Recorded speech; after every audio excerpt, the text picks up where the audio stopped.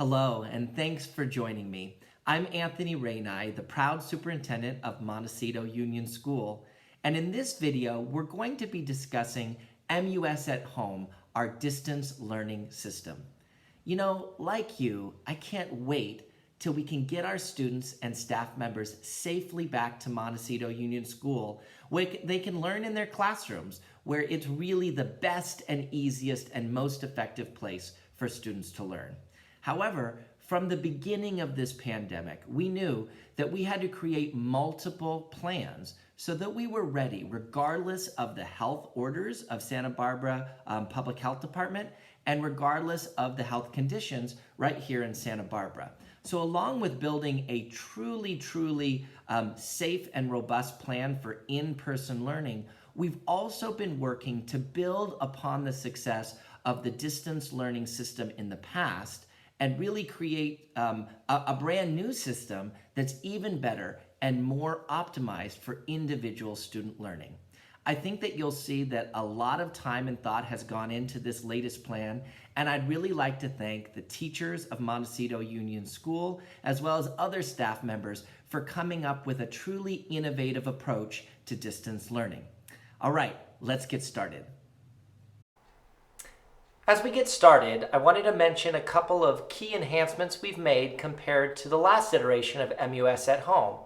First, you'll see a much fuller Friday schedule. Second, we've concentrated on small groupings of students.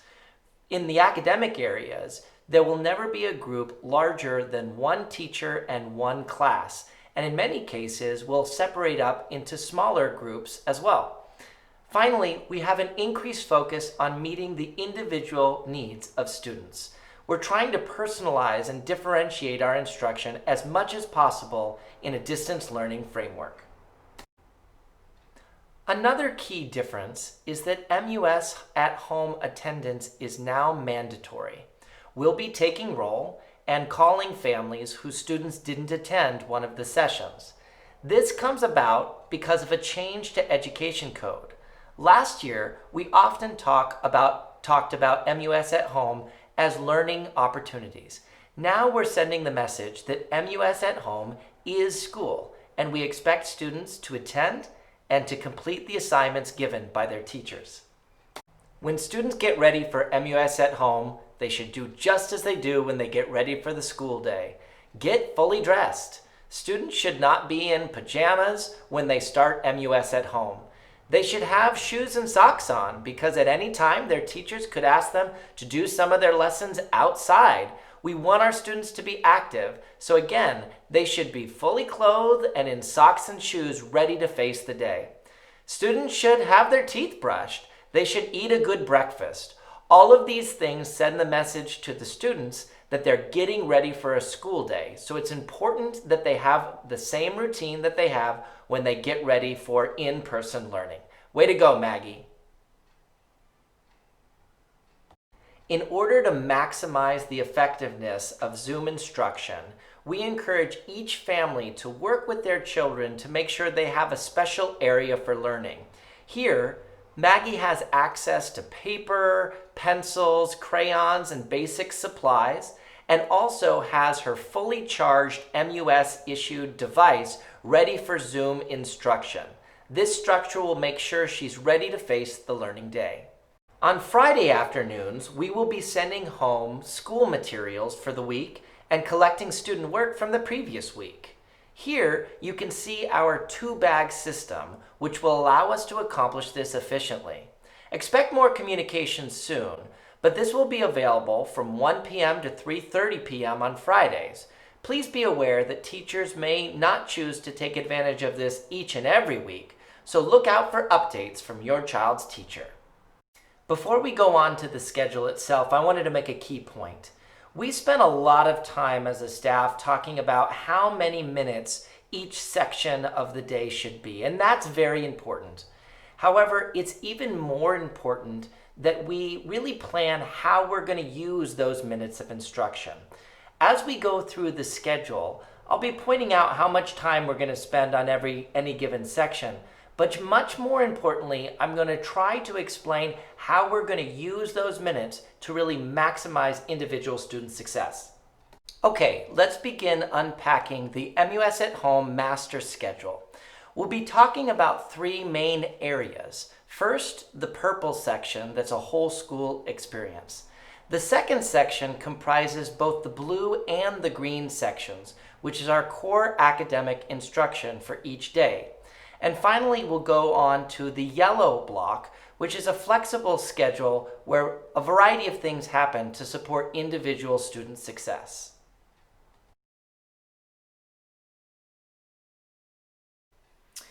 So in the purple section, the whole school will be together. And the objective here is to make sure that we have school cohesion even when we're all not meeting here together in a physical location. So a lot of the time will be spent with school culture, with school norms. The first few weeks we'll be setting expectations for MUSatHome and doing celebrations of birthdays and special occasions. We might have Mr. Ito go over some habits of mind, or have Michelle Villegas, our counselor, go through some social emotional things with students.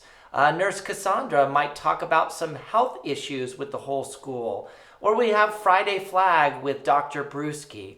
In this way, we'll ensure that we remain a school and not just a collection of classrooms. Let's go through our blue and green sections.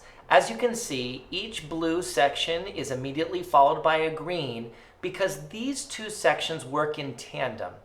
It's always followed by a break because we learned the hard way last year that students do need a break from the screen in order to continue to be attentive to distance learning lessons. There are key differences between the blue and green sections, which I'll go through in a moment. I also want to note that the large majority of blues and greens are spent with academic instruction, with one class meeting with their homeroom teacher. However, from time to time, students will spend some of their blue and green sections with their specialist teachers, with physical education, library, Spanish, music, and art. But again, the majority of this will be spent with classrooms in their key academic subjects. During each blue section, direct instruction will occur. That means that the teacher will be teaching her or his class new material. All students will be on Zoom with their MUS-issued technology device and will be completing tasks alongside their classmates and with the help of their teacher and instructional assistant. Students also might be using materials that they have received through the materials pickup that we showed earlier in this presentation. Direct instruction only takes the learning process so far. After every blue section, we will move to a green section. During this time, the students would work with the newly presented material with the guidance of their teacher. This guided work time will look different depending on the assignment and the student's mastery of the work. So we're really excited about the way this green section will really help us make sure we're meeting each individual student's needs. But it's a little bit complicated to explain, so I wanted to give you a few examples. Okay, let's consider a 6th grade writing example. So let's say in the blue section, the teacher taught a new method of organizing your writing, or maybe the teacher was working on getting a really exciting opener for an essay, right? So the students have been taught that lesson. Now it's time for the students to practice during the green guided practice section. So maybe in 6th grade, all of the students are working on their own essays through Google Docs, right? The teacher can look at the student work in real time by going into the various documents and asking questions of the students. Have you thought about this? I'm unsure about this. The teacher can also ask students to come back and join her on Zoom to be able to do a writing conference in real time to let that student know, here's your next step for success in writing. Let's choose another example. So let's say there is a 3rd grade writing assignment. And again, in the blue section, the students have just learned a new concept. Let's say it's taking information and putting it in graphic form, right? With tally marks and bar charts and so on and so forth. And again, in the blue section, the teacher has done the direct instruction. Now it's time for the students to practice that skill through the green guided practice section. Perhaps in the blue section, the teacher noted that while a few students were ready to fly, there was a core group of students that needed the instruction in a different way. So while some of the students continued on with their work through, and perhaps the instructional assistant is helping them within the core Zoom class, perhaps the teacher pulls a few students into a small group activity. And there, the teacher can teach the skill in a different way, perhaps use different kinds of visuals, and really help just those students that need the information in a different way in order to be fully successful. Let's say there's a first grade phonics lesson where the teacher has taught about a new phonological skill. Maybe it's the CH and all the different sounds that CH could make. And it's a little complicated for a first grader. So maybe the teacher wants to make absolutely certain that every single student in her class understood the concept. Perhaps the instructional assistant does an activity for the rest of the class, while the teacher takes time to pull each individual child into a breakout room and does an individual assessment to make sure that that child is succeeding. That would be a great use of that green section. Finally, like we said, most of the blue and green sections will be spent with academic instruction, but from time to time, specialists will have that opportunity to work with the students as well.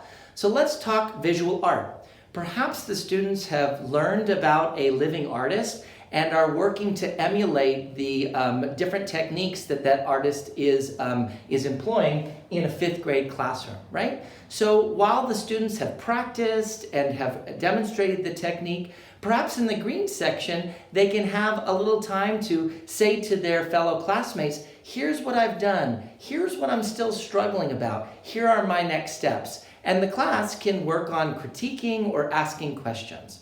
So in this way, the blue and the green sections really form together in order to make sure the student has not just attended the lesson, but has really mastered the content. The teachers will have a great deal of flexibility to separate the class into groups, into sections, in some cases moving some students on to independent practice while working with a small group of students. Because again, it's not just about the number of minutes, it's about mastery of the skills that we're most interested in. Let's move on to the yellow block, the afternoon block. As you can see, there are 5 different kinds of things that will be happening in this block, and I'll talk about them each in turn. Once a week, each class will have an additional specialist class in the afternoon from 12:45 to 1:35. Another thing that will happen during this yellow block is each teacher will schedule a 5 to 10 minute conversation once a week with each of their students' families. This will allow for a close homeschool connection during distance learning. Importantly, the teachers will allow for differentiated instruction during this flexible yellow block. Students will meet in small groups or at times even individually with the teacher so that the teacher can make sure that they're mastering all the skills required. This could look like a book club or a small group all working around a specific mathematical skill, or even a one-on-one assessment that the student and the teacher do together. In this way, we can ensure that each child is meeting their potential. Some students would receive specialized services during this yellow flexible block. That could be special education services, English language learning services. Our reading specialists will be meeting with individuals and small groups during this time. Now, if students need even more specialized services than the yellow block affords, they also might be scheduled during the green times in the morning. But we want to try to preserve that time for classroom instruction, so this yellow flexible block will be really useful for students that require these specialized kinds of services. The final thing that will happen during this yellow flexible block is independent work time.